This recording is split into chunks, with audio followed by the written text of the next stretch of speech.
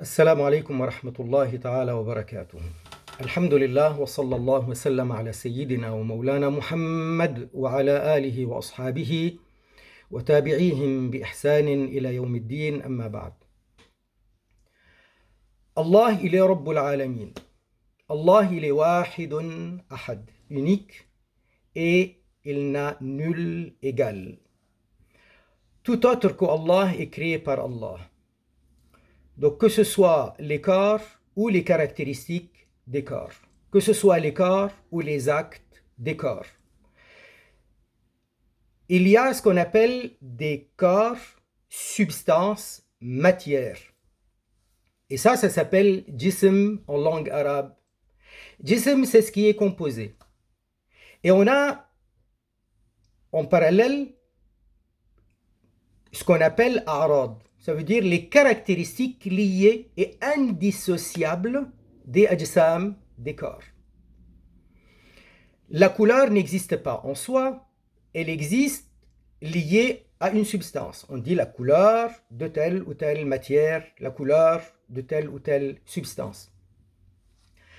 La longueur, la largeur, ce qu'on appelle les dimensions, ça c'est des a'rad, des caractéristiques définissant les substances et les corps. Le corps, lui, un corps composé, il est composé jusqu'à arriver à ce qu'on appelle al-jawhar. Ça veut dire que un corps comme celui-ci,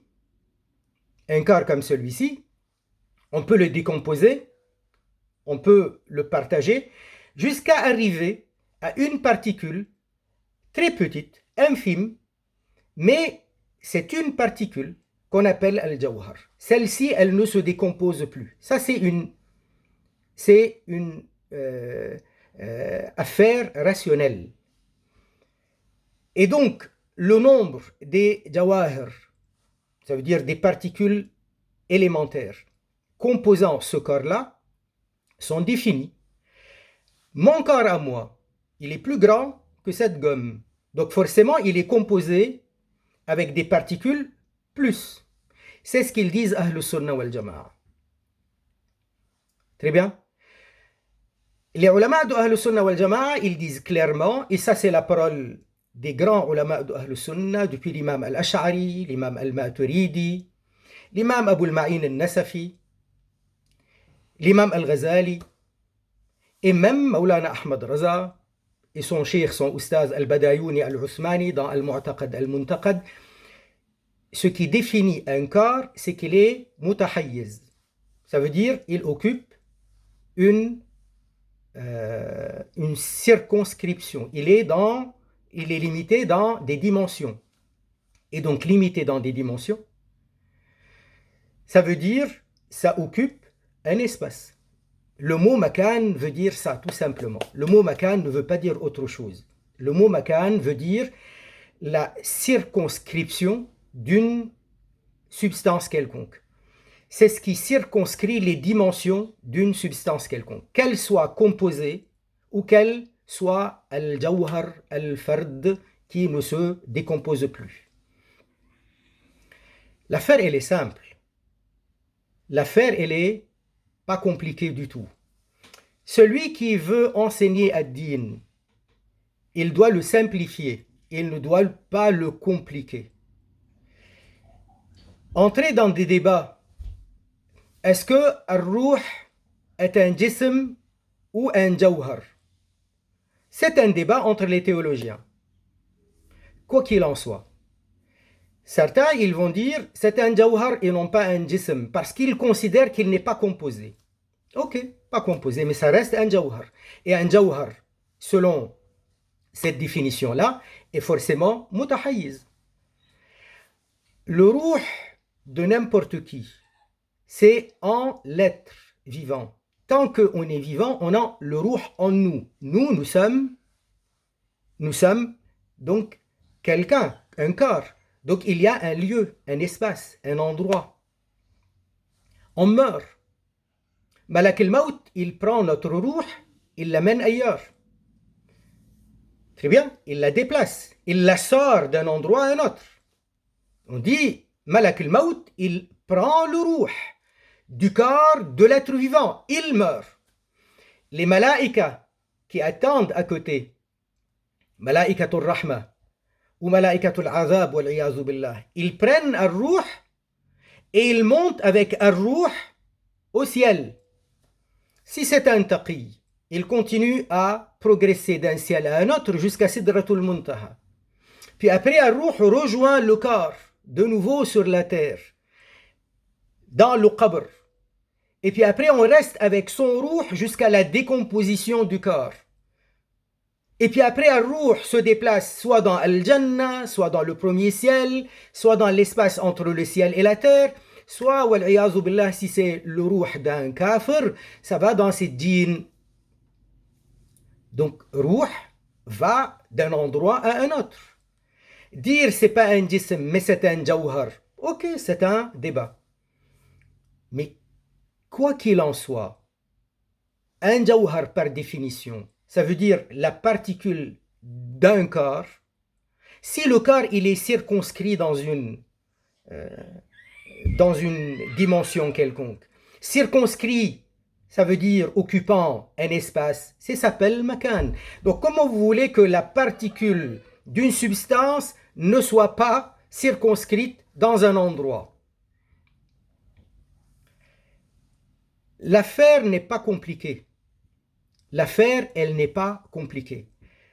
Pas dans un makan, ça veut dire on n'a pas compris.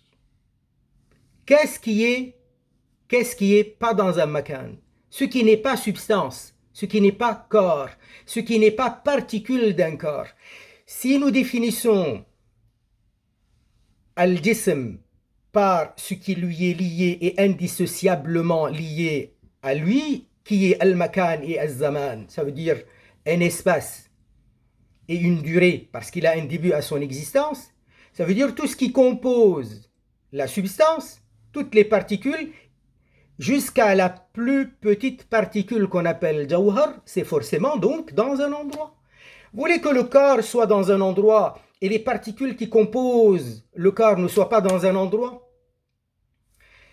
C'est irrationnel et c'est contraire aux enseignements de Ahl Sunnah wal Jama'a de toute façon.